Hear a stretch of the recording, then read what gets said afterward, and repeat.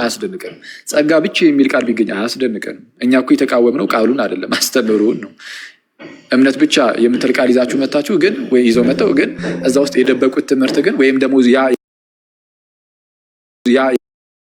ትምህርት ግን ወይም ደግሞ የቃሉን የመቆም ጉዳይ አይደለም። እኛ እኮ ክርክር ውስጥ የገባነው እኮ ጸጋ ብቻ የምትለው ቃልማ ስህተት ናት፣ እችን ቃል ለምን ተጠቀማችሁ ብለን እኮ አይደለም ይወጣል። ግን ተያይዞ የመጣውን ግን አስተምህሮ አይታችሁታል። ጸጋ ብቻ የሚለው ትምህርት ትንሽ ገለጥ አድርጋችሁ ስታዩለት ወደ ውስጥ ገባ ስትሉ ምን አይነት እንግዳ የሆነ አደገኛ የሆነ ትምህርት እንዳለው አይታችኋል። የነጻ ፍቃድ ላይ የቀድሞ ውሳኔ ላይ ምናምን ምን አይነት ትምህርት ሲያስተምሩ ነበር። እምነት ብቻንም እንደዛው ነው። ገለጥ አድርጋችሁ ትንሽ ገባ ስትሉ የምታገኙት ትምህርት ምንድነው? ጽድቅን ወደ ውጭ አውጥተው ጥለውት ከዛ በኋላ ስለሱ ነው በቃ የሚናገሩት። ከአንተ ውጭ ስለሆነ ነገር ነው የሚናገሩት ራሱ እና ከአንተ ውጭ ስላለው ነገር እየተናገሩ ገና ከጅምሩ በእምነት ብቻ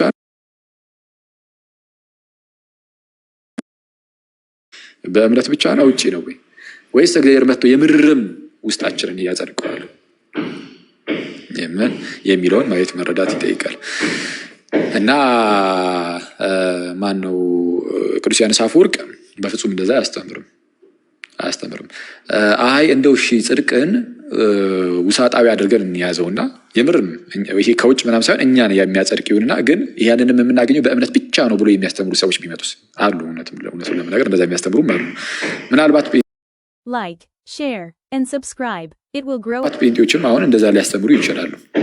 እንደዚህ የሆነ ትምህርታቸው እሱን የራሳቸው ወጥተው ይናገሩ ከፈለጉ። አይ የኛ የጽድቅ ትምህርታችን ከሉተራንም ከካልቪኒስቶች ከሪፎርምዶችም ምናምንም ይለያል የሚሉ ከሆነ ራሳቸው ይናገሩ። እንግዲህ ማስረጃቸውን ይዘው በመምጣት እኔ እንደዛ እንደሆነ ነው የማውቀው። ምናልባት ተሳስቼ ከሆነ ግን እታረማለሁ የጴንጤዎችን ማለት ነው። እና እንደዛ ነው ትምህርታቸው ተናገሩት። እንደ ሉተራን አይደለም፣ ይለያል። ይነሱ የተወሰነ ይለያል። ኢንትሪንሲካል ነገር አለው። ይሄ ውስጣዊ የሆነ ጽድቅ አለ ብለው እንደሚያምኑ ነው የማውቀው። ግን እነሱ ግን ያንን የምናገኘው በእምነት ብቻ ነው ይላሉ። ስለዛ እነሱ ደግሞ በእምነት ብቻ ሲሉ ምንን ያገላሉ? ጥምቀትን ያገላሉ፣ ሚስጥራትን ያገላሉ፣ ሚስጥራትና ጥምቀትን ያገላሉ። እና ይሄ ደግሞ ይሄም ስህተት ነው የነሱ። ያለ ሚስጥራት ደግሞ አይሆንም። እግዚአብሔር እንደዚህ አይነት ጽድቅን ሲሰጥ የሚሰጠው ገና ጅማሬ ላይ ማለት ነው። የሚጀምረው በምንድን ነው? አሁን ይሄ የሚሰጠው ስንል ዝም ብሎ ፉሊ አንድ ጊዜ ተሰጥቶ እሱን ይዘህ ቁጭ ትላለህ፣ እንደዛ አይደለም። ኢኒሺየት የሚያደርገው ራሱ እግዚአብሔር ነው፣ የሚያነሳሳው ማለት ነው ጽድቅን። ከዛ በኋላ ጅማሬ ነው፣ በቃ የጽድቅ ጅማሬ ነው። ከዛ በጽድቅ ማደግ የሚባል ነገር ደግሞ አለ። ገና ጅማሬው ላይም ግን እምነት ብቻ አይደለም፣ ጥምቀትም አለ። ለምሳሌ ከሚስጥራት መካፈልን ይጠይቃል። ከዛ ደግሞ በጽድቅ ማደግ አለ። ምን ስራን እየሰራ ምን አይነት ስራን? ወደ ብርሃን መታሃልና በብርሃኑ በመመላለስ ወደ አዲስ ሕይወት ስለመጣ በአዲስ ሕይወት በመመላለስ ወደ ጽድቅ መታሃል። እንግዲያውስ የጽድቅ ስራን እየሰራ ከእምነት የተነሳ ማለት ነው። ከእምነት የተነሳ ፍሬን እያፈራ ጌታን እርሱም ኢየሱስ ክርስቶስን በመምሰል ሕይወት ውስጥ ታድጋለህ። ኃጢአት ስትሰራ ንስሐ እየገባህ ምናምን እንደዛ እየተነሳ ትኖራለህ። ስለዚህ ይህንን የሚክድ የቤተ ክርስቲያን አባት የለም። በፕሮቴስታንቱ ግን እንዳልኳችሁ ነው። በፕሮቴስታንቱ ፕሮቴስታንቲዝም እንደምታውቁት ነው። እርስ በእርሷ የምትለያይ መንግስት ስለሆነች አንዱ የሚለውን አንዱ አይቀበልም፣ አንዱ የሚለውን አንዱ የራሱ ጉዳይ ነው የሚለው። ግን የእምነት ብቻ አጀማመር ምንድን ነው ከተባለ ግን ያው የተጀመረው በሉተር ነው። ሉተርም ሲጀምረው ቅድም እንዳልኳችሁ ጽድቅን ውጫዊ በማድረግ ነው። እንደዛ ነው ሲሶይ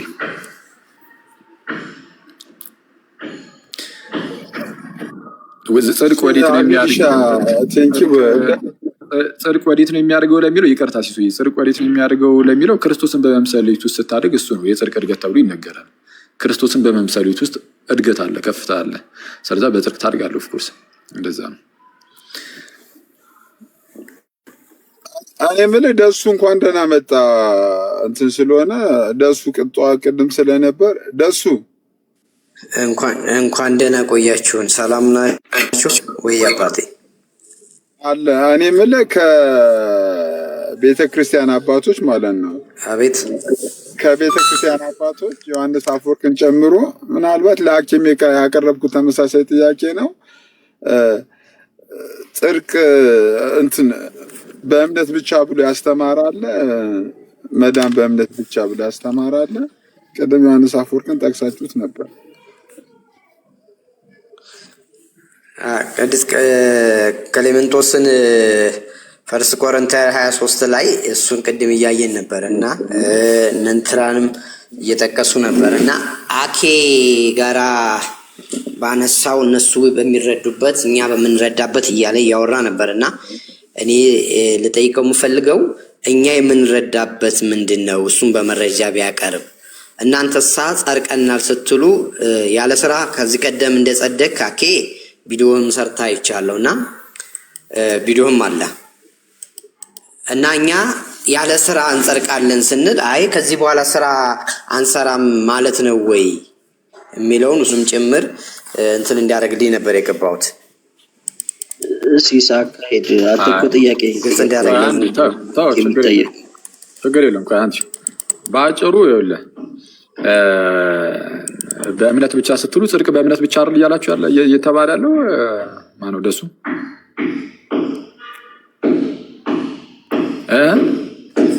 ያ ለመጽደቅ እኛ እያልን ያለነው ምንድነው? ለመጽደቅ ምንም አይነት የስራ ምንም አይነት ነገር አያስፈልግም። ምክንያቱም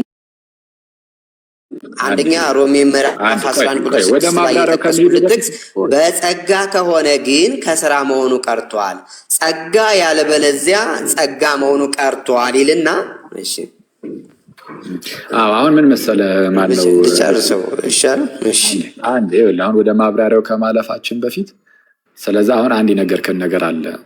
ጽድቅ በእምነት ብቻ የሚል ቃሉን ጳውሎስ አልተጠቀመውም አልክ። ስለዚህ አሁን ጽድቅ በእምነት ብቻ የሚል ቃል ባይዚ መጽሐፍ ቅዱስ ላይ አለ። ግን ጽድቅ በእምነት ብቻ ይልና ቀጠል አድርጎ አይደለም ይላል። መጽሐፍ ቅዱስ ቃሉን እኮ ተጠቅሞታል። ባይዘው ጽድቅ በእምነት ብቻ አይደለም ይላል። ያዕቆብ ምዕራፍ 2 ላይ ሰው በእምነት ብቻ እንዳይጸድቅ እናያለን ይላል። በስራም እንጂ በማለት ማለት ነው። በእምነት ብቻ አይጸደቅ ቃል በቃል ቃሉ አለ መጽሐፍ ቅዱስ ላይ። አሁን አንተ የለም ያልከው ጽድቅ በእምነት ብቻ የሚለው ማለት ነው። ጽድቅና እምነትን አያይዞ ማለት ነው፣ ከብቻ ጋር አያይዞ መጽሐፍ ቅዱስ እኮ አስቀምጦታል። ግን ሲያመጣው አይጸድቅም፣ አይቻል፣ የለም ውሸት ነው ብሎ ነው ያመጣው። የእናንተን ትምህርት ውሸት ነው ብሎ ቃል በቃል አምጥቷል። የራስን ትምህርት የሚደግፍ ግን ቃል በቃል አላመጣም። ከአንተ ትምህርት በተቃራኒ የሆነውን ጽድቅ በእምነት ብቻ አይደለም የሚለው ቃል በቃል አለ መጽሐፍ ቅዱስ ላይ። ቃል በቃል አለ። አንተ የምታስተምረው ትምህርት ግን ቃል በቃል የለም። ተቃራኒው ነው ቃል በቃል ያለው። አሁን አንዴ እባክህ። ስለዚህ አሁን ጠይቄ የነበረው ምንድነው? ጽድቅ በእምነት ብቻ የሚል ጳውሎስ አንድ የተናገረበት ክፍል አለ ወይ ስለ አይ በቃል ደረጃ እንደዛ አልተናገረም፣ ግን አስተምህሩ እንደው አለ አልክ። አሁን አስተምህሩ አለ ወይስ የለም ለማለት ገና ከጅምሩ ጽድቅ በእምነት ብቻ የሚባለው ምንድን ነው የሚለውን አሁን ቃሉ ቀጥታ ይዞ የመጣው ሉተር ነው። አሁን እዚህ ላይ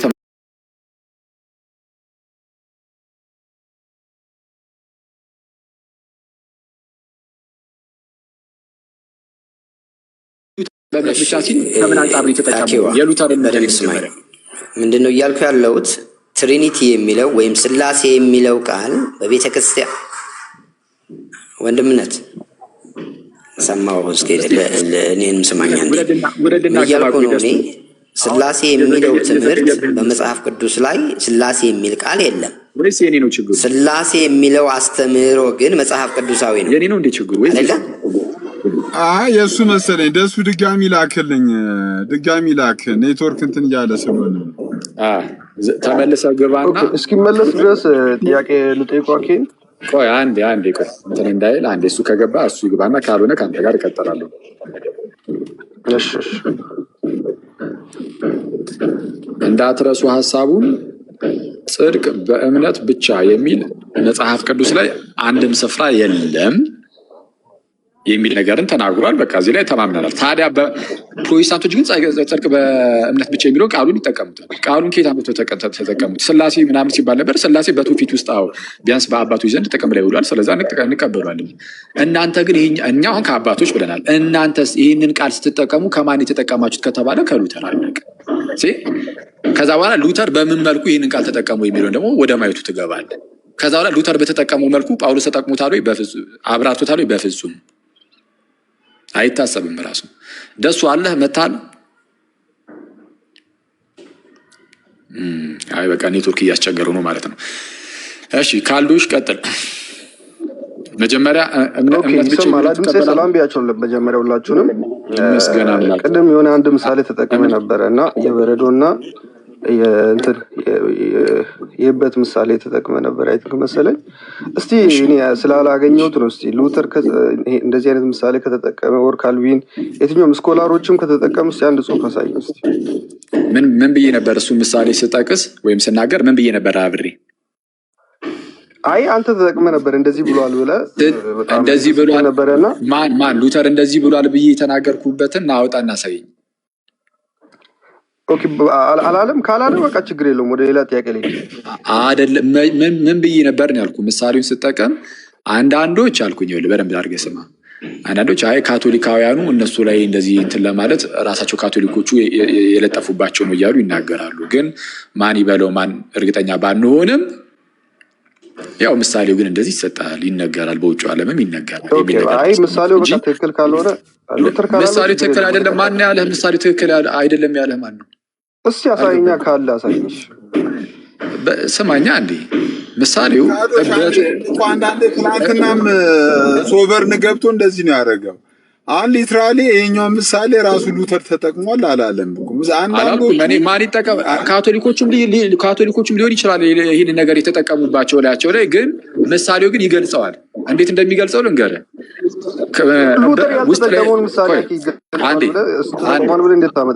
እንዴት እንደሚገልጸው ልንገርህ። መጀመሪያ ብሏል። ከፈለክ ላሰማ እችላለሁ። ሪከርድ አለ። እሺ አሰማን ካለሽ እሺ ቆይ አንዴ ዩቲዩብ ገብቼ ላሰማ። ቆይ አንዴ እሺ ይዞና በቃ እንፈቅድልሃለን። እና እንዴት እንደሚስማማ ግን ልንገርህ። ውስጡ እበት ይሆንና ከላይ በረዶ ይሆናል። እና በረዶ ንጣቱ ስላለ የውስጡ ደግሞ እበትነቱ ስለማይጠፋ በተመሳሳይ ሰዓት ያ እበትነትም ይኖራል፣ ከውጭ ደግሞ ንጽህና የበረዶነትም ይኖራል። ልክ እንደዚህ ሁሉ በተመሳሳይ ሰዓት ኃጢአተኛም ጻድቅም ነን የሚለውን ለመግለጽ ነው። ወይም ይሄንን የሉተርን ትምህርት ታውቃለህ ቃሉሽ? በተመሳሳይ ሰዓት ጻድቅም ኃጢአተኛም የሚለውን እኛ የጸደቅን ኃጢአተኞች ነን ብሎ ያለውን አውቃለሁ። እሱን ትምህርት ግን የጸደቅን ኃጢአተኞች አይደለም ቃሉሽ ያልኩ እኔ በተመሳሳይ ሰዓት ሙሉ በሙሉ ኃጢአተኛ ሙሉ በሙሉ ደግሞ ጻድቅ ነን የሚለው አይ እንደሱ እኛ የጸደቅን ኃጢአተኞች ነን ብሎ ያለውን አውቃለሁ። ካለ እሱንም አንተ ያልከውንም አሳይሽ። ይህንን ካላወቅክ እኮስ በቃ ታዲያ እንዴት አንተ እኮ እንደዚህ የጽድቅ ጉዳይ ላይ በተለይ ከሉተራን አንጻር ለመነጋገርም ገና አንተ። ለማንኛውም ይኸውልህ ስለዛ ዝም ብዬ ቆይ ልንገርህ፣ መጽሐፍ እንድታነብ ልጋብዝህ። አሁን ቅድም የጋበዝኩህን የአሪስተር መግራዝን ሁለቱን መጽሐፍ አንብበህና ሪፎርሜሽን ቶትና ዩስቲቲዲ የሚለውን ማለት ነው። ሁለቱን አንብብ በቃ። እሱ ላይ በደንብ በስፋት አለልህ። ከራሱ ከሉተርም በስፋት ይጠቅሳል። ዩስቲቲያዲ እና የእግዚአብሔር ጽድቅ ማለት ነው። ቀደም እንዳልኳችሁ ሪፎርሜሽን ቶት የሚል ደግሞ በጣም ሁለቱ በጣም እውቅ የሆኑ አካዳሚካሊ በጣም በዓለም አቀፍ ደረጃ በጣም እውቅና ያላቸው ትልልቅ መጽሐፍት ናቸው። ማለት ጥሩ መጽሐፍት ናቸው። እነዚህን ሁለቱን ለአንብብ። እሺ ደሱ ቀጥል።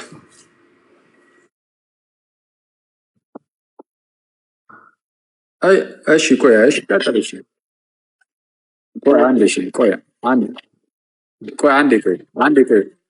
አንዴ ካሉሽ ካዱሽ ነው አሁን ካሉሽ የሚል ነበረ ስም ይመስለኝ። እሺ ካዱሽ አንዴ ደሱ አሁን ይሰማል? አንተ የሚደርሰው አሁን ይሰማኛል ወንድሜ። እስቲ እኔ የምናገረውን ተከተለ ትላለህ። እስቲ አንድ አይሰማማ?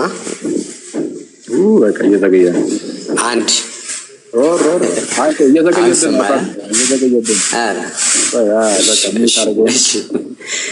እሺ ወንድሜ በቃ እሺ፣ መልካም ቀን። እሺ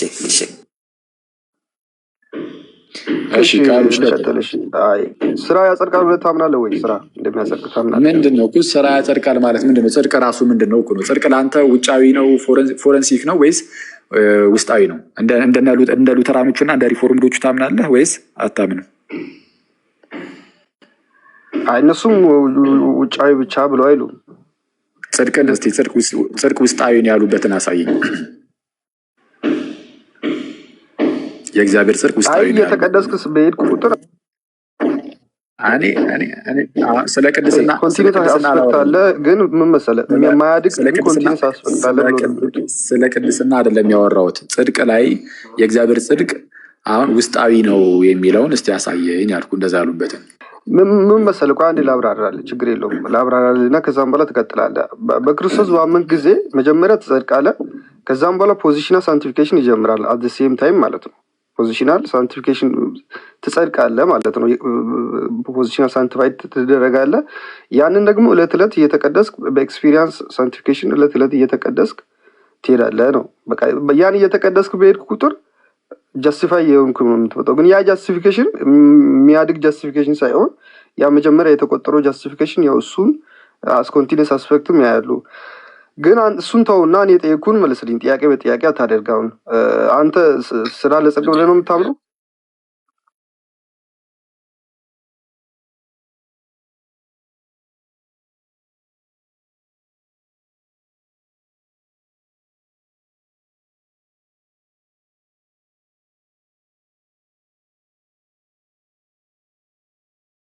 እሺ አላውቅም። አኬ የጠየኩህን መልስልኝ፣ ችግር የለውም። እኔን ተው፣ አንተን የጠየኩህን መልስልኝ።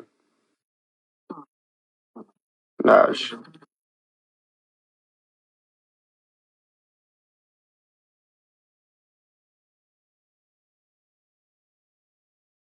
ወይም ውጫዊ ነው ኤክስትሪንሲክ ነው ይህ ስናገር ስለነበረ መታ አንተ ደግሞ የለም እንደዛ አይደለም ምናምን እያልክ ስለመጣ ኦኬ ማስረጃ አምጣ ስትባል ሰማኛ አንዴ ቆይ በግልጽ የማታውቀው ከሆነ አይ ይሄኛውን ነገር እንኳን አላውቅም ግን ወደ ሌላ ጥያቄ ልለፍ ትላለህ።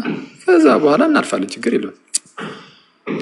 አይሰማም እንደ እኔ ድምፅ ከታች አይሰማም እያሉ እኮ ነው። አኪ አይሰማም እያሉ ነው። ሲስ ምንድን ነው? እኔ ጋር በደንብ ይሰማል። አረ በደንብ ይሰማል። ታች ነው ተቋርጦ ነበር። አኬ እሺ አሁንስ ይሰማል ጋይስ? አሁን ይሰማል እያሉ ነው። እሺ አሁን የሚሰማ ከሆነ እያልኩት ያለሁት ምንድን ነው ወንድማችን ቃሉሽ ምንድን ያደረገው የሉትራኑ የሪፎርሙዱ ይሄ ጽድቅን ኤክስትሪንሲክ ነው ማለት ውጫዊ ነው ጽድቅ ብለው ያስተምራሉ ምናምን ብዬ ስናገር ስለነበረ መጣና እንደዛ ብቻ ብሎ ያስተምሩ እነሱ ጽድቅን ውስጣዊም ነው ብሎ ያስተምራሉ ብሎ ተናገረ። አላፈራ ስራን ማትሰራ ከሆነ ትቆረጣለህ፣ ተቆርጠህ ደግሞ ትወድቃለህ ማለት ነው።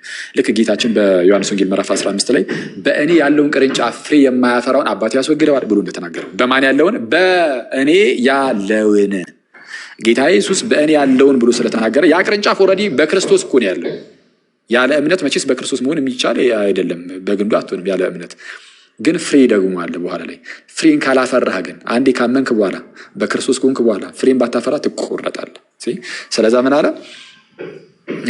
አንተ ከንቱ ሰው እምነት ከስራ ተለይቶ የሞተ መሆኑን ልታውቅ ትወዳለህን? ሚኒንግ ከስራ ከተለየ ስራ ማትሰራ ከሆነ እምነቱ ብቻውን ሊያቆይህ ሊያጸድቅህ በፍጹም አይችልም። ስራ ከሌለ እምነቱ ብቻውን እንዲሁ ሊያጸድቅህ አይችልም። እሱ የሞተ ነው ማለት አንተን ራስህ ህያው ሊያደርግህ አይችልም።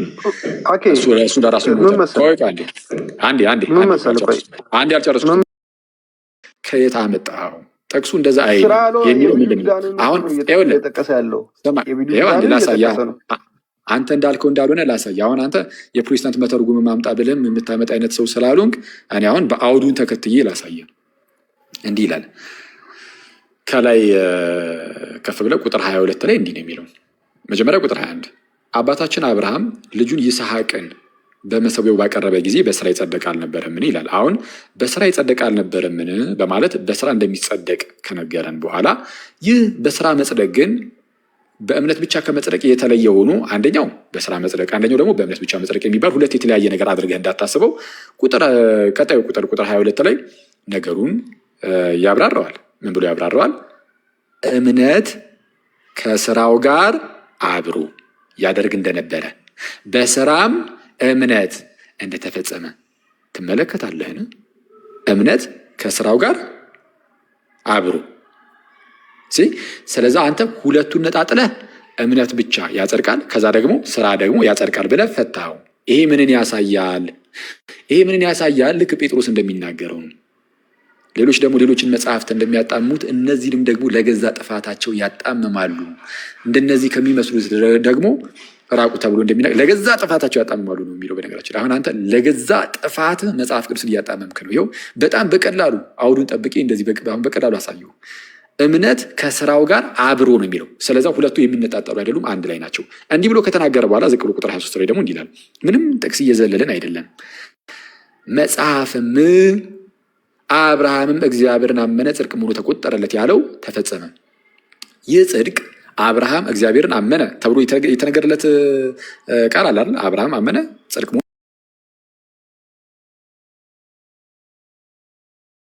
ተቆጠረለት ራሱ አንድ ነው።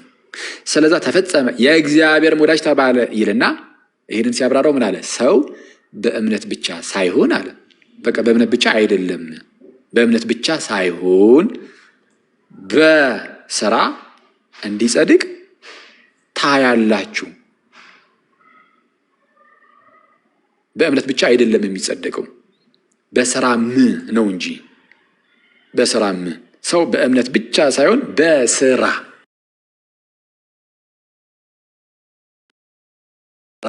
አውዱን ያልጠበቀ ፍጹም ስህተት የሆነ አተረጓጉም ነው። ከፕሮቴስታንት መተርጉማን አታመጣም። ስለዚህ አሁን በዚህ ክፍል መሰረት ያዕቆብ ተሳስቷል ወይስ ትክክል ነው? ብዙ አወራ እኮ እኔ ምን መሰለህ፣ እኔ የተቃወምኩት በስራ ይጸድቃል ብለህ ያልከውን ነው የተቃወምኩት እንጂ እውነተኛ እምነት ስራን ገንዘቡ እንዳደረገ ኦፍኮርስ ሁላችንም እናምናለን። ግን ያ ስራ እኛ የምንሰራው ስራ ያጸድቃል ብለህ ካልክ ያ የእምነት ውጤት ነው እንጂ ያ ስራ እኛ የምንሰራው ስራ ያጸድቃል ብለህ ያዕቆብን ከጠቀስክ በጣም ተሳስተሃል ነው እያልኩ ያለሁት። ይኸው በስራ ይጸድቃል እኮ አንተ ከንቱስ የተባለው ማን ነው? ክርስቲያኖችን እያስተማረ ነው አይደለም? ክርስቲያኖችን እያስተማረ ነው። ኦፍኮርስ የዳኑ ሰዎችን አይደል? የአዲስ ኪዳን ሰዎችን። አዎ እሺ።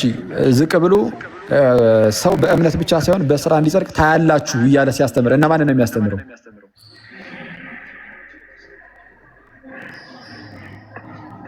ክርስቲያኖችን እኮ ነው የሚያስተምረው።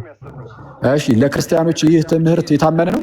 ሰው በእምነት ብቻ ሳይሆን በስራ እንዲጸድቅ መጽደቁ? ኦፍኮርስ እሱን አንዴ ላውራ።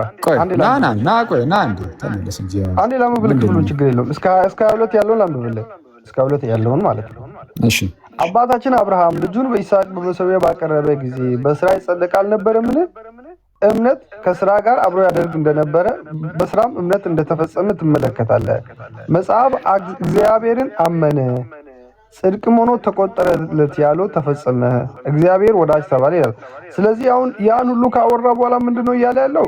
ኦፍኮርስ ያ እውነተኛ እምነት ገንዘብን ስራን ገንዘብ ያደረገ ነው። ሰው አንድ ሰው አመንኩ ብሎ ግን ምንም ማያደርግ ከሆነ ሲጀመር እየዋሸ ነው። ሲጀመርም አልዳንም፣ እምነቱ ያጠራጥራል እያለ ነው። ምክንያቱም አብርሃምም መጀመሪያ የጸደቀው በእምነት ነው። እንደዛ ያለበትን አሳየኝ። ምን ሲጀመርም አላመንም ያለበትን አሳየኝ። ላሳየው ነገ። ኦኬ እሺ፣ ምን ይላል? ላሳይሽ። ቆይ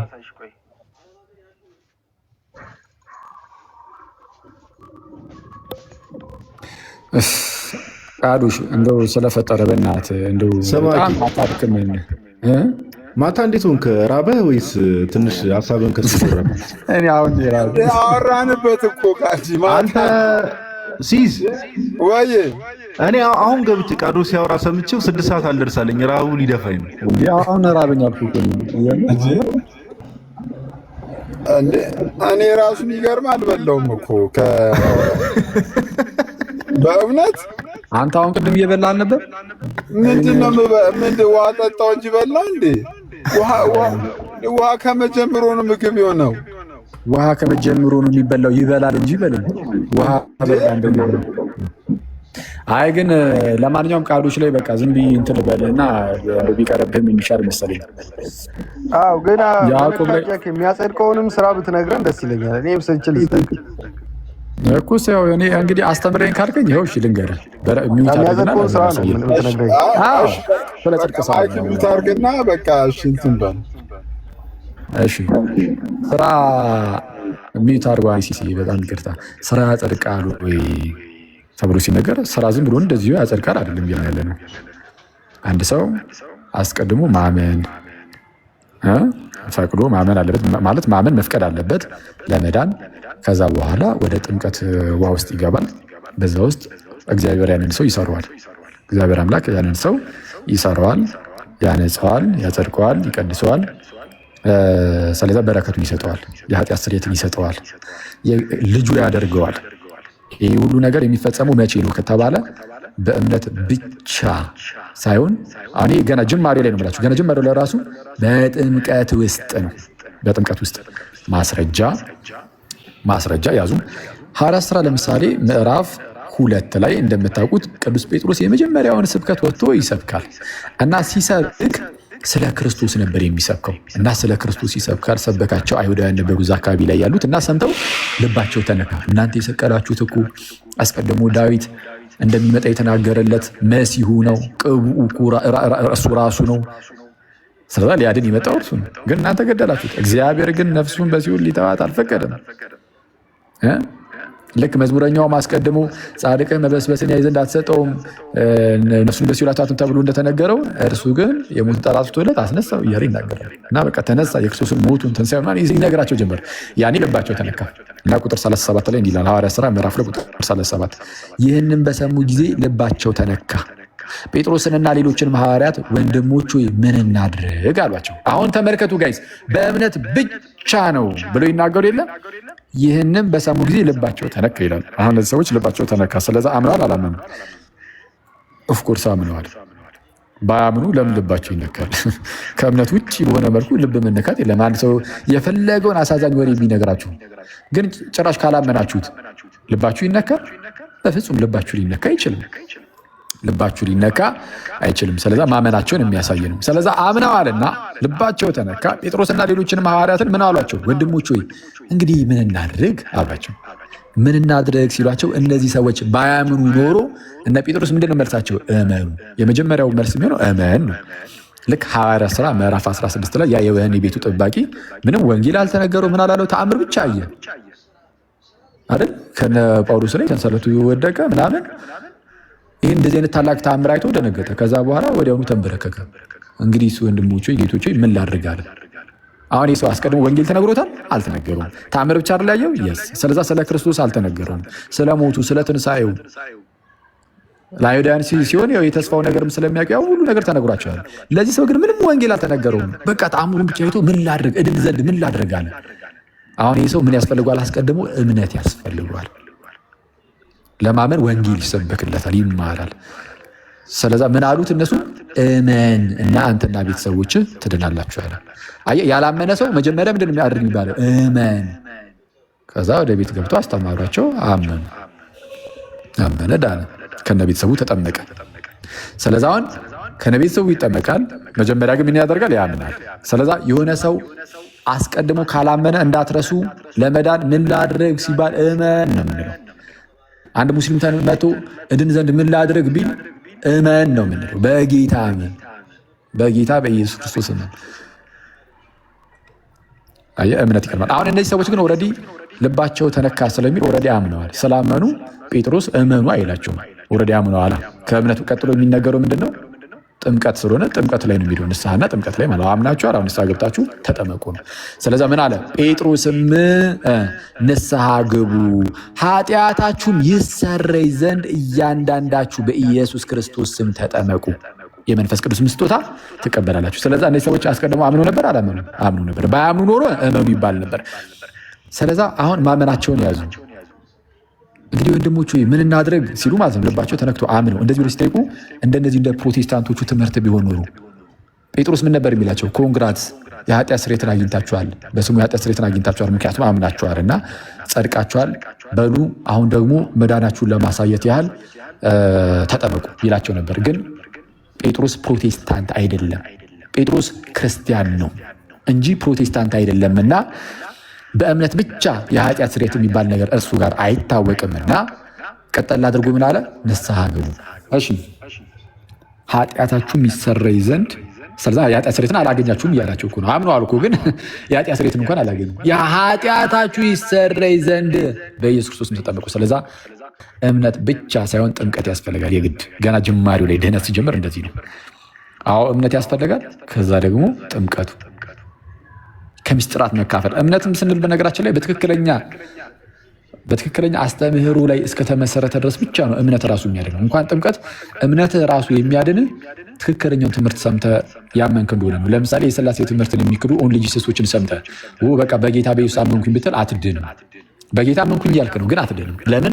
የተሳሳተ ትምህርት ነው ሰምተ ያመንከው፣ ኑፋቄን ነው ሰምተ ያመንከው። ልክ እንደዚህ ሁሉ አሁንም ወደ ፕሮቴስታንቶች ሄደ የተሳሳተ ትምህርት ሰምተ ብታምን አትድንም። ያ እምነት የማዳን ራሱ ብቃት ኤፊካሲው አይኖረውም። እምነት የማዳን ብቃት የሚኖረው እምነት የማዳን ኤፊካሲ የሚኖረው ትክክለኛው ትምህርት ላይ እስከተመሰረተ ብቻ ነው። ሳውንድ ዶክትሪን ላይ እውነተኛ አስተምህሮን ሰምቶ እውነተኛ የእግዚአብሔርን ቃል ሰምቶ ሲያምን ነው አንድ ሰው የሚሆነው። ምክንያቱም እምነት ከመስማት ነው ብቻ አይደለም የሚለው መስማትም ደግሞ ይላል በኑፋቄ ነው አይደለም። እምነት ከመስማት ነው መስማትም በኑፋቄ ነው ይላል አይደለም እኮ። እምነት ከመስማት ነው መስማትም በእግዚአብሔር ቃል እውነተኛውን የእግዚአብሔርን ቃል። አንድ ሰው አይ እኔ እኮ የተናገርኩት የእግዚአብሔር ቃል ነው ስላለ አይደለም። ሉተር ለምሳሌ የጽድቅ ትምህርቱን እና የእምነት ብቻ ትምህርቱን ይሄ የእግዚአብሔር ቃል ነው ብሎ መቶ ነበረ። ግን ውሸት ጭራሽ በመጽሐፍ ቅዱስም በቤተክርስቲያን ታሪክ አንዴ እንኳን የማይታወቅ እንግዳ ትምህርትን ይዞ የመጣው ፎረንሲክ የሆነውን ያንን እይታ ማለት ነው፣ ውጫዊ የሆነውን ጽድቅ ብሎ ያስተማሩ ግን የእግዚአብሔር ቃል ነው እያለ እያወጀ መጣ። በሚያስገርም ሁኔታ እንደዛ ነው። ሐሰተኛ መምህራን የእግዚአብሔር ቃል ነው እያሉ ይመጣሉ፣ ግን የራሳቸው ትምህርት ነው። የሰው እንደ ሰው የሆነ ትምህርትን ሰምተ ደግሞ መጽደቅ አትችልም፣ በፍጹም አትድንም። እምነቱ ራሱ አያድንም። ገና ጥምቀት ጋር ሳትደርስ እምነቱ ራሱ ሐሰተኛ ያስብላል። ስለዛ እምነት ጥምቀት ይኸው እንዳየነው ማለት ነው። ስለዛ እምነት ብቻ የሚባል ነገር ጅማሬው ላይም የለም። ጅማሬው ላይ አሁን ስራ የቱ ጋር የሚመጣው ከተባለ ከዚህ በኋላ ነው። አንድ ሰው እምነትን አምኖ ከምስጢራት ከተካፈለ በኋላ በስራ ደግሞ እየሰራ ይኖራል። ልክ በዚህ ከዛ በፊት ግን ስራ አያድንም እንዳልኳችሁ ጸጋው በእምነት ያድነናል። ልክ ጥምቀቱ ስትገባ ጥምቀቱ ውስጥ ገብተህ እየዳንክ ያለው በስራ አይደለም በእምነት ነው። እግዚአብሔር ጸጋውን ይሰጣል። አምነህ ወደ ጥምቀቱ ስትገባ በጥምቀቱ ውስጥ ነው የሚሰጠው፣ ግን አምነሃልና እንጂ ሰርተሃልና አይደለም። ስለዛ ምን ይላል ጳውሎስ በኤፌሶን መልእክቱ ምዕራፍ 2 ላይ ጸጋው በስራ አድኗችኋል አይልም። ጸጋው በእምነት አድኗችኋል፣ ይህም ከእናንተ አይደለም፣ ማንም እንዳይመካ ከስራ አይደለም ብሎ መኩራራትን ሁሉ ያወዳድመዋል። ቦስቲንግን ኩራት እንዳይሰማ ያደርጋል። አየህ፣ ትሁት እንድትሆን ያደርጋል። ሰርቼ ከዛን እግዚአብሔር አየኝና ስራዬን አይቶት አንተማ ጥሩ ሰርታልና በቃ ጸጋ ልስጥህ ብሎ እንደዛ አይደለም። እንደዛማ ከሆነ ጸጋ ምኑ ጸጋው ነው። ጸጋ ራሱ ጸጋ ምኑ ቀርቷል። ስጦታ ከተባለ ሳትሰራ እንደዚህ ሲሰጥ ነው። ለምሳሌ አንድ ሰው ከእናንተ መካከል እስቲ ለምሳሌ ጋዲ ለምሳሌ መቶ ዝም ብሎ እንደዚህ በስጦታ መልክ ማለት ነው ዛሬ ምሳ ቢሰጠኝ ዝም ብሎ ምሳ ቢሰጠኝ ይሄ ስጦታ ነው። ግን የሆነ ነገር አሰርቶ እንግዲህ የሚሰጠው ከፍዬ ነው። ደግሞ ጋዲ ደግሞ ብዙ ጊዜ አሰርቶ አይደለም ነው የሚሰጠው፣ ዝም ብሎ የሚሰጠው ነገር አለው። ጋዲ አሁን ዝም ብሎ ዛሬ እሱ ታዩታላችሁ ምሳ ዝም ብሎ ቤቴ ድረስ ይልካል፣ ወይም ደግሞ በቃ ወተን ካልጋበዝኩ ይላል። እኔ ነፃ ስጦታ ይባላል። አይተዋል? ነፃ ስጦታ ጋዲ በውስጥ ጽፍልሻለሁ፣ ስጦታ ይባላል። እና ሰርቼ ከሆነ ግን የሚሰጠኝ ጋዲ ያንን ምሳ ይሰጠኝ ሰርቼለት የሆነ ነገር ሰርቼለት ከሆነ ግን እሱ ስጦታ ይባላል፣ ክፍያ ይባላል፣ ደሞዝ ነው። አየህ፣ የእግዚአብሔር ጸጋ ደግሞ ስጦታ ነው። እኛ አስቀድመን ሰርተን ያገኘነው ሳይሆን እንዲሁ ነው የሚሰጠን። ከዛ በኋላ ጸጋውን ከሰጠን በኋላና ዳግም ከወለደን በኋላ ግን ምን እናደርጋለን? ዕለት ዕለት ፍሬን እያፈራን በተቀበልነው በዛ ጸጋ ማለት ነው። ያ የተቀበልነው ጸጋ ኃጢአተኝነትን፣ ዓለማዊ ምኞትን የሚያስክድ የታላቁ አምላካችንና የመድኃኒታችን የኢየሱስ ክርስቶስን የክብሩን መገለጥ እንድንጠብቅ የሚያደርገን የሚያስተምረን፣ እግዚአብሔርን በመምሰል እንድንኖር ጸጥና ዝግ ብለን ራስን በመግዛት ከነውር ከነቀፋ ዞር ብለን እንድንኖር የሚያስተምርን ጸጋን የተቀበልነው። ቲቶ ላይ እንደተነገረው ሰዎችን ሁሉ የሚያድን የእግዚአብሔር ጸጋ ተገልጧልና ተብሎ እንደተነገረ ማለት ነው። ያንን ጸጋ ረዳት አድርገን ከኃጢአት እየራቀን በንጽህና በቅድስና ፍሬን በማፍራት ክርስቶስን በመምሰል ውስጥ ደግሞ ከፍ ከፍ እያለን ደግሞ እናድጋለን። ይህ ድህነትን መፈጸም ይባላል። ፊልጵስዩስ ምዕራፍ 2 ላይ እንደተነገረው መዳናችሁን ፈጽሙ፣ ቁጥር 12 ላይ በፍርሃትና በመንቀጥቀጥ ሆናችሁ ነው የሚለው። ያው እንደታዘዛችሁ ሆናችሁ በፍርሃትና በመንቀጥቀጥ የራሳችሁን መዳን ፈጽሙ። ምንም ሳንሰራ ይኸው ወደ ድህነት ዓለም ገባን። ምንም ሳንሰራ አንድ እንኳን መልካም ስራችን ሳይታይ አምነን ወደ ምስጢራቱ ስንጠጋ ጌታ በምስጢራቱ በኩል ይህንን ጸጋ ሰጠን፣ አሸከመን፣ ወደ እኛ አደረገ። በዛ ውስጥም ቀደሰን፣ አጸደቀን። ታዲያ ምንድን ነው ከተባለ አሁን እኛ ወይም ደግሞ ጽድቁኑ እንዲቆጠርልን አደረገ። ታዲያ ምንድን ነው ከተባለ በዚህ ውስጥ ደግሞ እያደግን እንሄዳለን፣ ከፍ እያለን ፍሬን እያፈራን። ይሄ ለክርስቲያን አማራጭ አይደለም፣ ለድህነቱ የግድ ነው፣ የሚያስፈልግ ነገር ነው። ማስረጃ ከማን? ከጳውሎስ። ጳውሎስ እንዲህ ይላል። ለምሳሌ ገላትያ ላይ ምዕራፍ 6 ቁጥር 7 እንዲህ ይላል፣ አትሳቱ። እኔ አሁን ይሄ ቀጥታ ለፕሮቴስታንት ወንድሞቼ አትሳቱ። በእውነት ስሙ በደንብ አትሳቱ። እግዚአብሔር አይዘበትበትም። ሰው የሚዘራውን ያንኑ ደግሞ ያጭዳልና። ስለዚህ ይሄ አክቹዋሊ ጳውሎስ የተናገረው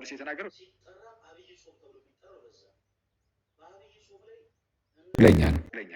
ጳውሎስ የተናገረው ለኛ ነው። በጣም ፕሮቴስታንቶቹ እዚህ ላይ የተከራከሩ ስለሆነ ለእነሱ አድርገን እንጥቀሰው ብዬ ነው። አትሳቱ፣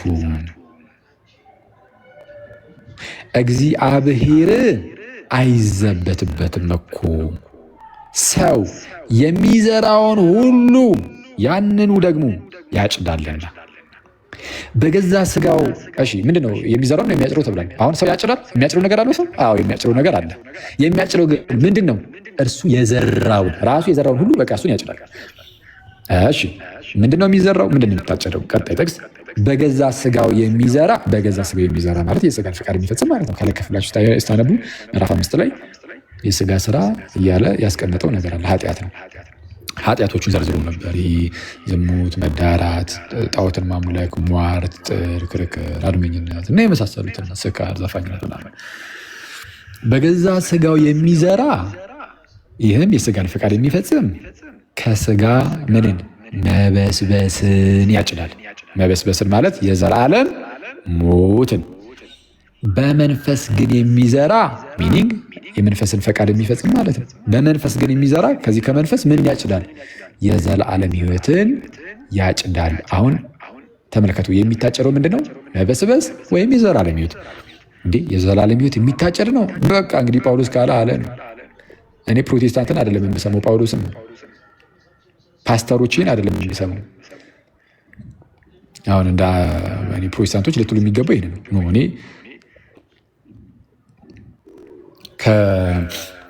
ከፓስተር ይልቅ ጳውሎስን ነው የምሰማው ማለት መጀመር አለባችሁ። ከፓስተር ይልቅ ጳውሎስን። የዘላለም ሕይወት ይታጨዳል ብሏል ጳውሎስ። መበስበስም ይታጨዳል ብሏል። እኛ የምናጭረው ደግሞ የዘራነውን ነው ብሎም ደግሞ ከላይ ተናግሯል። ታዲያ ይህ መዝራት አሁን የዘላለም ሕይወት ለማጨድ ምንድን ነው የምትዘራው? ቀጣይ ጥቅስ ተናግሯል። ምን ብሎ? ባንዝልም ሚዩት አድርግ፣ ሚዩት አድርግ፣ ሚዩት አድርግ።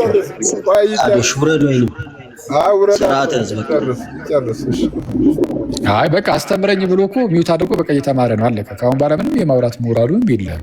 ከፈለግ እድል እንሰጣለን። እሺ ግን ሚዩት አድርግ ማለት አትግባ። አንዴ ልድገሙ። በገዛ ስጋ የሚዘራ ከስጋ መበስበስን ያጭዳል፣ በመንፈስ ግን የሚዘራ ከመንፈስ የዘላለምን ሕይወት ያጭዳል። የዘላለም ሕይወት ይታጨዳል ካለ በኋላ እንዴት ነው የምንዘራው?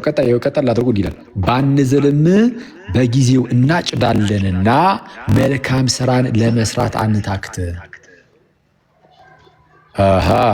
ሰው የዘራውን ሁሉ ነው የሚያጭደው። አዎ በጊዜው ደግሞ እናጭዳለን። ስለዚህ ምን እናድርግ? እንዝራ። ምን? መልካም ስራን ለመስራት አንታክት።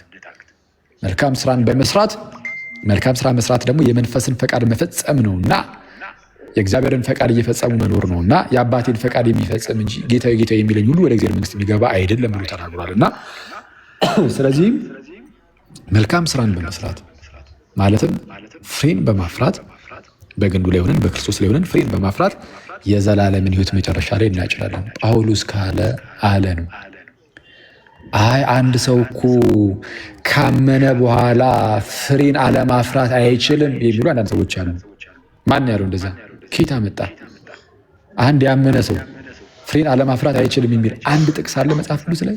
የለም። ይህንን የሚለው ማን ነው? ፓስተር። መጽሐፍስ ምን አለ? ጳውሎስ ምን አለ? ጴጥሮስ ምን አለ? ጌታ ኢየሱስስ ምን አለ? አንድ ሰው ካመነ በኋላ የምርም አምኑ ከዳነ ከተዋጀ በኋላ ፍሬን ላያፈራ ይችላል አይችልም? እስቲ ንገሩ ጋይስ። አንድ ሰው ካመነ በኋላ ከዳነ በኋላ ማለት ነው ከተዋጀ በኋላ ፍሬን አለማፍራት አይችልም? ይችላል አይችልም? አለማፍራት ማለት ነው። ማለት ነሰሲቲ ያለበት በቃ ግዴታ በቃ አለማፍራት በማይችል ደረጃ እንደዚህ አይነት ሁኔታ ውስጥ ነው የሚገባው። አለማፍራት ይችላል አይችልም? ንገሩኝ እስቲ። አለማፍራት ይችላል። ሳክሳ ከታች ያሉት አይበቃም? እሺ አለማፍራት ይችላል። ስቲል ነፃ ፈቃዱን አልተቀማም። ያሰው አንዴ ወደ ብርሃን ከመጣ በኋላ በጨለማ የሚመላለስ ከሆነ አለቀ፣ በጨለማ ወድቆ ይቀራል። ስለዚህ አንድ ሰው ካመነ በኋላ ፍሬን ላያፈራ ይችላል። ስቲል አምኗል፣ ድኑ ነበረ፣ ተዋጅቶ ነበረ። ልክ ጴጥሮስ ምን ይላል መሰላችሁ? በሁለተኛው መልእክቱ ምዕራፍ 1 ላይ ይቅርታ፣ ምዕራፍ 2 ላይ ጴጥሮስ በሁለተኛ መልእክቱ ምዕራፍ 2 መግቢያው ላይ ሐሰተኞች ነቢያት በሕዝቡ መካከል እንደነበሩት እንዲሁ በመካከላችሁ ደግሞ ሐሰተኛ አስተማሪዎች ይኖራሉ ይላል። በጥንቱ በብሉይ ኪዳን ሰዓት ሐሰተኛ ነቢያት ይነሱ ነበር። በእናንተ መካከል ልክ እንደዚሁ ሐሰተኛ ነቢያት ወይም ሐሰተኛ መምህራን አስተማሪዎች ይነሳሉ ይሆናሉ። ጌታ እንኳ ክደው የሚፈጥንን ጥፋት በራሳቸው ላይ ያመጣሉ፣ የሚያጠፋ ኑፋቄንም አሹልከው ያስገባሉ እያለ ይናገራል። ማንን ክደው? የዋጃቸውን ጌታ። ፍሬን አለማፍራት ጭራሽ ኢየሱስን ሊክዱት ይችላሉ። ከዋጃቸው በኋላ ከተዋጁበት በኋላ ያንን የዋጃቸውን ጌታ ይክዳሉ የተባለው ነገራችን ላይ ሰው አስቀድሞ ኦልሬዲ በጌታ የሆኑ የተዋጁ ሰዎች ያንን የዋጃቸውን ጌታ እንኳን ክደው የዋጃቸውን ጌታ ክደው ማለት ነው የሚፈጥንን ጥፋት በራሳቸው ላይ እየሳቡ የሚያጠፋ ኑፋቄን አሹልኮ ያስገባሉ ይላል። በኑፋቄ ምክንያት ጌታን ይክዱታል። አንድ የተዋጀ ሰው ፍሬን አለማፍራት አይደለም ጭራሽ ከነ ጌታን ራሱ ሊክደው ይችላል። እምነቱን እንኳን ሊተው ይችላል። አለማፍራት አይደለም ጽድቅን አለመፈጸም ጭራሽ ይሄ አይከብድም እንዴ? ጭራሽ ጌታስ ምን አለ? ጌታ ምን አለ? ዮሐንስ ወንጌል ላይ አሁን ቅድም አስቸው ነበር ምዕራፍ 15 ላይ እውነተኛ የወይን ግንድ እኔ ነኝ ብሎ በጀመረው ክፍል ላይ ማለት ነው ፍሬ የማያፈራውን በእኔ ያለውን ቅርንጫፍ አባቴ ያስወግዷል አላለም ወይ እንዴ? ፍሬ የማያፈራውን እኮ ነው ያለው። አይ ፍሬ ካላፈራ ሲጀመርም በክርስቶስ አልነበረም ልትል ነው አይደለም? ይኸው በእኔ ያለውን አላ ጌታችን በእኔ ያለውን ፍሬ የማያፈራውን። ስለዚህ አንድ ጊዜ በግንዱ ሆነ በክርስቶስ ሆነ፣ ግን ፍሬን ካላፈራ ይኸው በግንዱ የሚሆነው ሰው ሲያምን ነው አይደለም? በሐሰተኛ እምነት የምሩን ሳያምን አንድ ሰው ዝም ብሎ እንደዚሁ በክርስቶስ ይሆናል እያላችሁ፣ ስለዚህም ጌታ የልብን አያውቅም ማለት ነው። አጭበርብሮ መግባት ይቻላል ነው፣ አጭበርብሮ የጌታ አንድ ክፍል መሆን ይቻላል እያላችሁ ነው። ስለዛ ገና ከጅምሩ አንድ ሰው የምርም በክርስትና አስተምህሮ አምኖ አዎ በጌታ አምናለሁ ብሎ በጌታ ይሆናል፣ ከጌታ ጋር አንድ ይሆናል ከሆነ በኋላ ፍሬን የማያፈራ ከሆነ ይቆረጣል። ግዴታ ድህነትን ለመፈጸም ያ ሰው ፍሬን ማፍራት አለበት። ጌታ ነው እንግዲህ ያለው። ስለዚህ የአንድ ጊዜ ያመነ ሰው ፍሬን አለማፍራት አይችልም የሚለው ውሸታ ማለት ሐሰተኛ የፕሮቴስታንት ትምህርት፣ የፓስተር ትምህርት እንጂ የኢየሱስ ትምህርት አይደለም። የፓስተሮች ትምህርት እንጂ የጳውሎስና የጴጥሮስ ትምህርት እንዳልሆነ በዚህ ማወቅ እንችላለን። ከዚህ አሁን ከተማማርነው ትምህርት ውስጥ ምን መረዳት ይችለናል? ባጭሩ የስ አንድ ሰው አስቀድሞ ማመን አለበት፣ ከምስራት ይካፈላል። ከዛ በኋላ ስራው ምንድነው? ወደ ብርሃን የመጣ ሰው በብርሃኑ በመመላለስ ክርስቶስን በመምሰሌት ውስጥ መልካም ስራን እየሰራ ፍሬን እያፈራ ይኖራል። ይህ ድህነትን መፈጸም ይባላል። አመጣጣችን የተጠራ ነው ለዛ ነው። መልካሙን ስራ ለመስራት በክርስቶስ ኢየሱስ ተፈጠርን ይላል ኤፌሶን ምዕራፍ 2 ቁጥር 10 ላይ መልካሙን ስራ ለመስራት ነው እንደ አዲስ የተፈጠረ ዳግም የተወለድ ነው። ራሱ ለተፈጠርንበት ዓላማ መኖር ደግሞ አማራጭ አይደለም፣ ግዴታ ነው ለድህነት። እሱን ይኸው የዘላለም ሕይወት ይታጨዳል ብሎ ጳውሎስ ነው ተናገረ። ስለዛ ለፕሮቴስታንቶች ጥሪ ፓስተሮቻችሁን ሳይሆን ጳውሎስን ተቀበሉት፣ አለቀ። ጳውሎስ ነው። አሁን በነገራችን ላይ በፕሮቴስታንት ውስጥም ጥሩ ነውጥ የተነሳ ነው። ኒው ፐርስፔክቲቭ ኦን ፓውል የሚል ኒው ፓውሊን ፐርስፔክቲቭ ማለት ነው። የጳውሎስ መልእክታት ላይ ወይም የጳውሎስ ጽሑፍ ላይ አዲስ ፐርስፔክቲቭ ይዘን መተናል የሚሉ ሰዎች ተነስተዋል።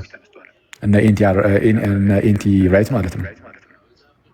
እነ ኤንቲ ራይት ይህንን ይዘው መጥተዋል። ኧረ ጳውሎስ ይሄ ስለ እምነት ሲናገር እነ ሉተር አልተረዱትም ወደ ማለት ነገር ማለት ነው። እምነት የሚለው ነጭራ አልገባቸውም። እምነት የሚለው ኤሊጀንስ አይነት ነገር ነው፣ መታመንን የሚይዝ ነው። ልክ ቅድም ማቴው ባሪትን ሲጠቅስ ነበር ሳልቬሽን ባይ ኤሊጀንስ አሉን የሚለውን ኤሊጀንስ አይነት ነው። የዘመ ብሎ የማመን ጉዳይ ብቻ አይደለም፣ ለንጉሱ ታምኖ የመኖርም ጉዳይ ነው። ስለዛ በቃ ይሄ ነው ጥሪያችን። ፓስተሮችን አንድ ጊዜ ወደ ጎን አድርጋችሁ ክርስቶስን ተቀበሉ። እሺ ጥያቄ ምንድን ነው? አሁን አስተምሬ ብለህ ሚዩት አድርገህ ነበረ። አሁን ድጋሜ ደግሞ ላወራ እያልክ ነው። ምንድን ነው እስኪ ንገረኝ። አሪፍ ነው ትምህርት፣ በጣም አሪፍ ነው። ተምሬያለሁ። ግን እኔ አንድ ከአንተ ካስተማርከው ማልቀበሉ መሰለህ ቅደ ፈልገን እኔ ግን አልፈቅድልህም፣ አልፈልግም። ምንም ጥቅም የለውም። አሁን አንዴ ጋር ብቻ ነው ተወው። ክርክር ከሆነ አሁንም ዝም ብሎ ጉንጭ አልፋ ብቻ ይሆንባል። አሁን የተማርከው ትምህርት አለ አይደለ? እሱን ያዘው በቃ አለቀ። መጽሐፍ ቅዱስ ላይ ሰው የዘራውን እንደሚያጭድ ከተነገረና የዘላለም ሕይወት እንደሚታጭድ ቆይ ሰው የዘራውን ያጭዳል ብሎ ያለው እዛ ጋር ቆይ አኪ ስለ መዝራትና ስለ ማጭድ እዛ ጋር ጳውሎስ ያወራው አንተ የምርህን ነው? ስለ መልካም ስራ ነው ወይ ስለ እምነትና ስለ መንፈስ ፍቃድ ነው ወይ ስለ ስጋ ምኞት ነው እያወራ ያለው? ተረጋግተህ ለምን አታወራም?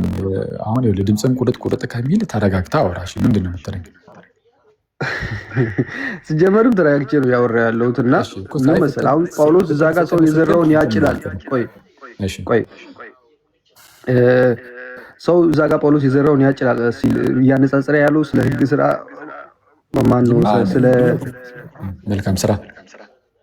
አዎ ስለ መልካም ስራና ስለ እምነት ነው ወይስ ስለ እምነትንና ስለ አለማመንና ስለ ማመን ነው ጳውሎስ እያነጻጸረ ያለው? አይ በቃ እዛ ክፍል ላይ የተነገረው በእምነት ውስጥ ላለ ሰው ነው የተነገረው። በእምነት ውስጥ ላለ ሰው ሲናገር ደግሞ ስለ መልካም ስራ ተነግሯል። መጽሐፍ ቅዱስን አውጣ፣ እዛው ክፍል ላይ ሂድ አውጣ። እሺ አውጥቻለሁ። ስንት ላውጣለህ? ምዕራፍ 7ን ብቻውን አንብቡ መጀመሪያ። ማን ነው? ይቅርታ ቁጥር 7ን ይቅርታ ቁጥር 7ን ብቻ ማለት ነው። ስንቱን አትፈልገውም እኮ? ሳው እንሄዳለን። መጀመሪያ ቁጥር 7ን ብቻ አንብብ አልኩ። እኔ ምልህን ብቻ አድርግ፣ አለበለዚያ እንደው አታዝግኝ። ቁጥር 7ን አንብብ መጀመሪያ። አዎ 8ንም እናነባለን። መጀመሪያ 7ን አንብብ፣ ከዛን 8ን ታነባለህ። ወንድሜ እባክህ አትሳቱ። እግዚአብሔር አይዘበትበትም። ሰው የሚዘራውን ሁሉን ያንኑን ደግሞ ያጭዳል። በገዛ ስጋው እባክህን ታነባለህ። አንዴ ተረጋጋ። አንተ እንዴት ነው? ለምን ሰው እንትን ትላለህ? አታነጉለን በጌታ አትሳቱም። እግዚአብሔር ምን አለ? አይዘበትበትም። ሰው የሚዘራውን ሁሉ ያንኑ ደግሞ ያጭዳልና። ስለዚህ አሁን ሰው የሚያጭደው ነገር አለ የለም? ቃሉሽ የሚያጭደው አለ ኦፍኮርስ። እሺ ያ የሚያጭደው ነገር ደግሞ ራሱ የሚዘራውን ነው አይደለም? በእምነት የሚዘራውን ነው። ችግር የለም። በእምነትም በለው ምን በለው ብቻ የሚዘራውን ነው አይደለም? አሁን እዛ ክፍል ላይ የሚለውን ብቻ አንጨምር ቃል ለጊዜው። አይ ከ8 አለ እኮ ከ8 ላምብልህ ችግር የለውም። 8 ላይም ምን አይነት ዘር እንደሆነ ላሳይ። ቆይ አንዴ 8 ላይም በእምነት የሚል ቃልን አይጠቀምም። ችግር የለውም ብያለሁ እኮ እኔ እምነቱ ችግር የለብኝም። ግን 8 ላይም የለም እምነት የሚል ቃል ግን እሱን አረማለሁ። አንዴ እሺ እባክህን እሺ ቀጥል። ከይቅርታ ጋር እንደው እባክህን ቃል ሳንጨማምር መጽሐፍ ቅዱስ ላይ ያለውን አንዴ እንትን እንበል። አሁን ለትርጉምም እንዳያሻማል። ሰው ያጭዳል አልከኝ። ሰው የሚያጭደው የሚዘራው ነው አይደለም? ሰው የሚያጭደውማ የሚዘራውን ነው የሚያጭደው። የሚዘራውን ሰው የሚዘራው ራሱ ሰው የሚዘራውን ነው የሚያጭደው። እሺ አሁን ቀጣይ 8 ደግሞ አንብብልን። በገዛ ስጋ የሚዘራው በስጋ ከስጋ መበስበስን ያጭዳል። አንዴ ይሄንን ነገር መጀመሪያ ይሄኛውን ነገር ምንድን ነው? በገዛ ስጋው የሚዘራ ከስጋ መበስበስን ያጭዳል ማለት ምን ማለት ነው? ስለ አለማመን ነው እየተናገረ ያለው እዛ ጋር። የት አለ እዚህ ጋር አለማመን ይላል እንዴ? ወይስ አውዱን አታውቁም? በገዛ ስጋው የሚዘራ ማለት ምን ማለት ነው? የገዛ ስጋው የስጋውን ምኞቱን የሚፈጽም እንደማለት ነው። በዚህ ልጅ አየህ፣ እንደዛ ነው የሚባለው። ለምንድን ነው? አለማመን አይደለም ኃጢአትን የሚሰራ ነው። ሂድ አንዴ ይሄንን እንድትረዳው ወደ ምዕራፍ 5 ቁጥር 16 ላይ ሂድ። አይ ቆይ ቀጥሎ ያለው ነው። ኧረ ታነባለህ። ይህን እየተረዳኸው እባክህን አይተኸዋል። ፕሮቴስታንቶች በቃ ይሄ ነው አደገኛ ችግራችሁ። የእግዚአብሔርን ቃል ማወቅ አንተ ስትፈልግ ትዘላለህ ብቻ ነው። እኔ አልዘለልኩም። አውዱን እየተከተልን እያንዳንዱ ላይ እንየው እኮ ነው ያልኩት። ቁጥር 8 ነው ያልከኝ። ቁጥር 5 ሳይሆን እዛው ከፍ ብለህ ምዕራፍ 5 ቁጥር 16 ላይ እንድትረዳው እኮ ነው። በስጋ መዝራት ምን ማለት እንደሆነ ማለት ነው። ምን ይላል? ምዕራፍ 5 ቁጥር 16 ስጋ በመንፈስ ላይ መንፈስም በስጋ ላይ ቁጥር 16 ላይ ኦኬ። ነገር ግን እላለሁ በመንፈስ ተመላለሱ የስጋንም ምኞት ከቶ አትፈጽሙ ይላል። የስጋን ምኞት ከቶ አትፈጽሙ። በስጋ መዝራት ማለት የስጋን ምኞት መፈጸም።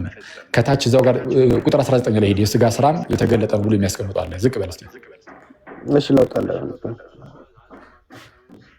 ዝቅ በል እዛው ጋር ቁጥር 19 ላይ ኦኬ። የስጋም ስራም የተገለጠ ነው። እሱም ዝሙት፣ ርኩሰት፣ መዳራት፣ ጣዖትን ማምለክ፣ ሟርት፣ ጥል፣ ክርክር፣ ቅናት፣ ቁጣ፣ አድመኝነት፣ መለያየት፣ መናፍቅነት፣ ምቀኝነት፣ መግደል፣ ስካር፣ ዘፋኝነት ይህም የሚመስል ነው። አስቀድሜም እንዳልሁ እንደዚህ ያሉትን የሚያደርጉ የእግዚአብሔር መንግስት አይወርሱም። የመንፈስ ፍሬ ግን አሁን ከላይ ምን አለ? የስጋ ስራ የተገለጠ ነው እርሱም ብሎ ኃጢአቶችን ዘረዘረ እና አስቀድሜም እንዳልኩ እንደነዚህ ያሉትን የሚያደርግ የእግዚአብሔርን መንግስት አይወርሱም። ስለዚህ ይሄ ለክርስቲያኖች የተሰጠው ትምህርቱ አይደለም፣ ለክርስቲያኖች ነው። ምንም አያከራክረንም። ጎበዝ። እሺ ለክርስቲያኖች ጳውሎስ እንደዚህ አይነት ኃጢአትን የምትሰሩ ከሆነ ነው በቃ የእግዚአብሔር መንግስት አትወርሱም ብሎ ደምድሟል። ከዛ በኋላ አሁን ተመለስና በገዛ ስጋው የሚዘራ ከስጋ መበስበስን ያጭዳል ሲል እንደዚህ ኃጢአትን የሚሰሩትን ነው አይደለም፣ ክፉ ስራ የሚሰሩትን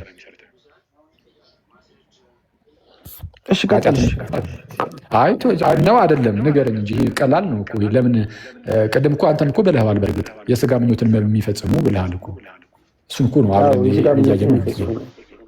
ስለዚህ ኃጢአትን የሚሰሩ ማለት ነው። እሱ በስጋ የሚዘራ ማለት ኃጢአትን መስራት ነው። ኃጢአትን ማድረግ ክፉ ምግባርን ማሳየት ነው። እሺ ክፉ ስራ መስራት ወይም ኃጢአትን መስራት እሱ ከስጋ መበስበስን ያጭዳል። ቀጣይ ደግሞ አንዱ ይኸው ለአንዱ ያልከው አንዱ ቀጥሎ በመንፈስ ግን የሚዘራው ከመንፈስ የዘላለም ሕይወትን ያጭዳል። አንዴ ቆይ፣ አሁን በምን የሚዘራ አለ? በመንፈስ የሚዘራ በመንፈስ የሚዘራ ደግሞ ምንድን ነው? የመንፈስን ፈቃድ የሚፈጽም መልካም ስራን መስራት አይደል? ነው። በጣም ጥሩ። ይህን ደግሞ በደንብ ለመረዳት አንድ ቀጣዩን ጥቅስ አንብባት። በአንዝል በጊዜ እናጭዳለን፣ መልካም ስራ ለመስራት አንታክት። በአንዝልም በጊዜው እናጭዳለንና መልካም ስራ ለመስራት አንታክት። ስለዚህ አሁን በመንፈስ የሚዘራ ግን ከመንፈስ የዘላለም ሕይወት ያጭዳል ሲባል በመንፈስ የሚዘራ ማለት መልካም ስራን መስራት ነው አለ።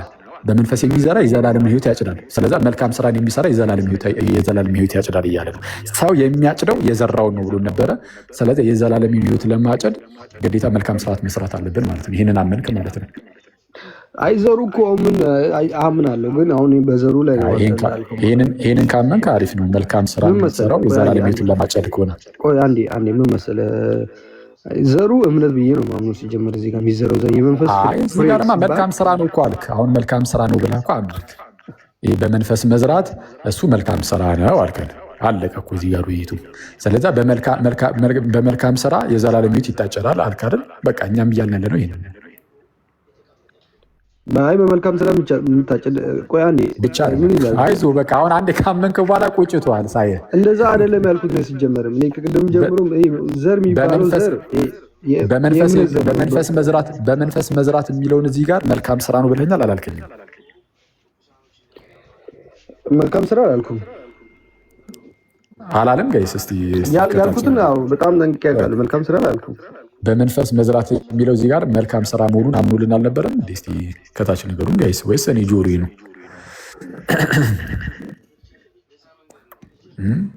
አምኗል አላመነም? ብሏል እያሉ ነው ከታች። ውሸቱን ነው ብሏል። እሺ ችግር የለውም። አሁን አንተ ባትልም በራሱ ግን ችግር ለመጽሐፍ ቅዱስ ታማኝ ከሆንክ እዛው ጋር ስለሚናገር አያሳስብም። በመንፈስ የሚዘራ ግን ከመንፈስ የዘላለምን ሕይወት ያጭዳል ካለ በኋላ ቀጣዩ ምንድን ነው የሚለው? እስቲ አንብቦ ነው ጳውሎስ እዛው ጋር ይመልሳል። ኦኬ በአንዝል በጊዜው አንታክት፣ መልካም ስራ እንስራ ምናምን የሚለው ምናምን አትበል። የእግዚአብሔር ቃል ነው። በስንት ስርዓት አንብብ። በአንዝል በጊዜው እናጭዳለን፣ መልካም ስራ ለመስራት አንታከት ይላል። በአንዝልም በጊዜው አሁን ከላይ ምን ብሎ ነው? በመንፈስ የሚዘራ ግን ከመንፈስ የዘላለምን ሕይወት ያጭዳል ካለ በኋላ በአንዝልም በጊዜው እናጭዳለንና መልካም ስራን ለመስራት አንታክት። ስለዛ በመንፈስ መዝራት ይኸው ከሚታጨደው አንጻር መልካም ስራ እንደሆነ ራሱ እኮ እዚያው ጋር ቀጣዩ ጥቅስ እኮ ነገረ። ስለዛ ቃሎች እኔ ለአንተ ያለኝ አንድ ምክር ተወው። ይህ አሁን ይዘኸው የቆየኸውን እንግዲህ ከልጅነትም ጀምሮ ሊሆን ይችላል፣ ለብዙ ጊዜ ሊሆን ይችላል። ያስከውን ይህን የፕሮቴስታንት አስተምህሮ ተወውና ወደ መጽሐፍ ቅዱሱ ተመለስ። አለቀ። ያኔ የምትወደውን ጌታ ታገኛለህ። ጌታን አትወድም ምናምን ብዬ አላስብም። የምትወደው ከሆነ ጌታን መጽሐፍ ቅዱስን የምትወድ ከሆነ ለዚህ ለምትወደው መጽሐፍ ቅዱስ መጀመሪያ መታመን አለብህ። ጌታን የምትወደው ከሆነ የምርም በምላስ በቃ መጽሐፍ ቅዱስ ላይ ባለው መልኩ ነው መቀበል ያለብህ ጌታን እና ቀስ ብለህ ረጋ ብለህ ይህንን ነገር ብታየው መልካም ነው። ከዚህ በኋላ ግን እንደው ዝም ብሎ ጉንጭ አልፋ ክርክር ብቻ ነው የሚሆንብን። እግዚአብሔር ያክልኝ። በርታ፣ አይዞህ ሲስ። እሺ ቆይ አንድ ነገር ብቻ አውርቼ ችግር የለም። ካዱሽ ይቅርታ ከፈለክ በውስጥ ቆይ አንዴ ቃ ብቻ ባወራ ደስ ይለኛል። ካዱሽ ፕሊዝ ሰማዩ አዴ ሄድክ እንዴ? አዎ እየሄድኩ ነው። አንተ ኳሱን አየህ? ዛሬ ምን ደግሞ ሴኔጋል ሁለቱም ለዛው በጣም ብዙ አሁን በሴኔጋል ራሴ ያርግ ነው። እኔ እንደ ዮሐድ ከሃዲ አይቻል አቅም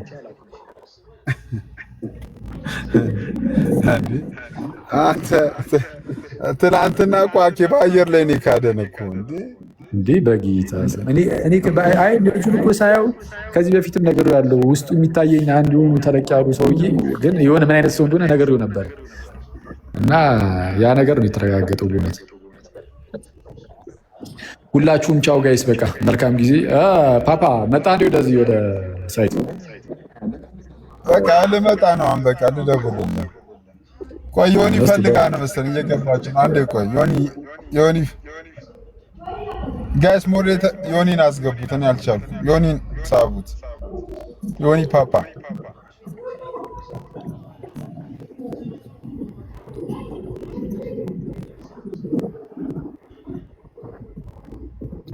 ዮኒ ወንድሞች እንዴት ዋላችሁ?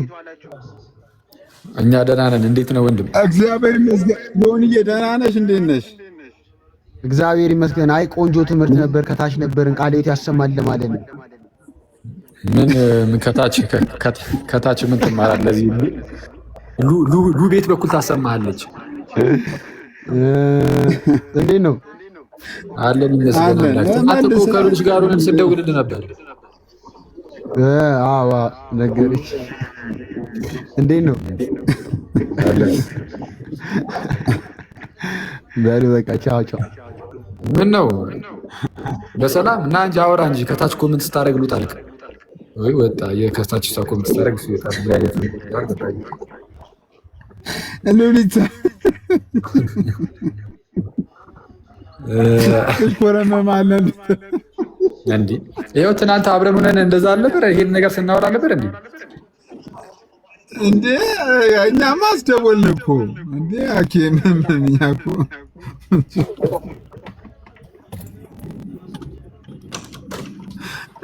አደገኛ ችግር ማለት ነው። አረ በቃ እኔ ራሱ ራብ ሊደፋኝ ነው። ቻው ቻው ቻው ቻው በቃ ቻው።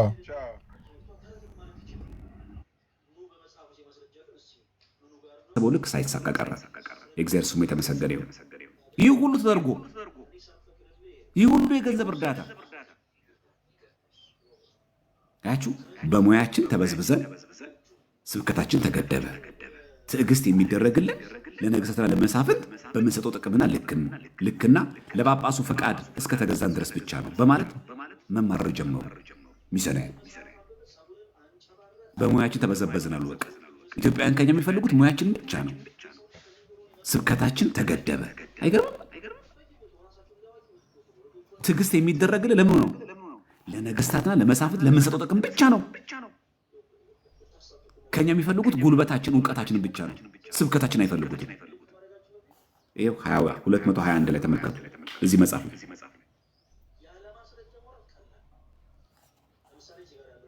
ክራፍ በጣም የሚገርማችሁ በብስጭት በኢትዮጵያ ኦርቶዶክስ ተዋሕዶ ቤተክርስቲያን ተጽዕኖ በጎላበት አካባቢ የነበረ ተልኳቸው የድንኳን ሰፊነት ተልእኮ ይለዋል። በስላቅ ነው የሚናገር። በእነ አፄ ቴዎድሮስ ዘንድ ሚስዮናውያን ለእጅ ሙያ ብቻ በንጉሥ ስር እያደሩ እሁድ ጠዋት ለአመል ያህል እንዲሰብኩ ያም ቢሆን ጳጳሱ ከፈቀዱ ብቻ እንዲሆን ተወሰነባቸው። ንጉሱ በሚስዮናውያን ክህሎት የልባቸው ስላልደረሰ ቀለም መስፈር እንኳን እስካለመፈለግ ደረሱ። ለሳሙኤል ጎባት በላኩት ተከታዩ ደብዳቤ በግልጥ የእጅ ሙያተኛ እንጂ ሚሽነሪ አይምጣብኝ አሉ። ክራፍትስማን ኖት ሚሽነሪ አሉ። ምንድን የምንፈልገው አሉ? የእጅ ሙያተኛ ነው የምንፈልገው፣ ሚሽነሪ አይምጣብኝ አሉ። አንፈልግም። ምን ጻፉ? ተመልከቱ። ዛቲ መልእክት ዘተፈነወት እምኀበ ስዩም እግዚአብሔር ንጉሠ ነገሥት ቴዎድሮስ። እቺ በእግዚአብሔር የተሾመ ከቴዎድሮስ ንጉሱ የተጻፈች ደብዳቤ ትብጻ ሀበ ጳጳስ እንግሊዝ ወእንግሊዝ ጳጳስ ትድረስ። ምን ብላ? ዘኢየሩሳሌም ሳሙኤል ጎባት። እጅጉን እንዴት ነህ እንዴት አለህ አሉት። ደብዳቤ ነው እንግዲህ። እጅጉን እንዴት አለህ? ከክራፍና ከመርጢን ፍላጠ የሰደድክልኝ ወረቀት ደረሰኝ። እኔም በመጠየቅህ ደስ አለኝ። እነዚህን ግን ቢኖሩ ጠብቅልኝ፣ ቢመጡ ጠብቀ ስደድልኝ። ያልከኝን ሰዎች እንሄዳለን ቢሉኝ በፍቅር ተቀብዬ በፍቅር ሰደድኳቸው። ሰራተኞችን ግን እሰድልሃለሁ በማለትህ ደስ ብሎኛልና ስደድልኝ። ነገር ግን የሀገራችን ነገር ታውቀዋለህ፣ የነበርክበት ነው። ሳሙኤል ጎባትን እርስ በርሱ እንኳን ከሶስት ተከፍሎ ነበረ፣ መንግስታቱ ማለት ነው። አሁን በእግዚአብሔር ኃይል አንድ አድርጌዋለሁና አፄ ቴዎድሮስ ማለት ነው። አንድ አድርጌዋለሁና ሃይማኖት የሚያፋልሱ ቀሳውስት አይምጡብኝ። ማን ደብዳቤ ጻፈ? አፄ ቴዎድሮስ። ሃይማኖት የሚያፋልሱ ቀሳውስት ሚሽነሪ አይምጡብኝ፣ ፍቅራችን እንዳይጎድል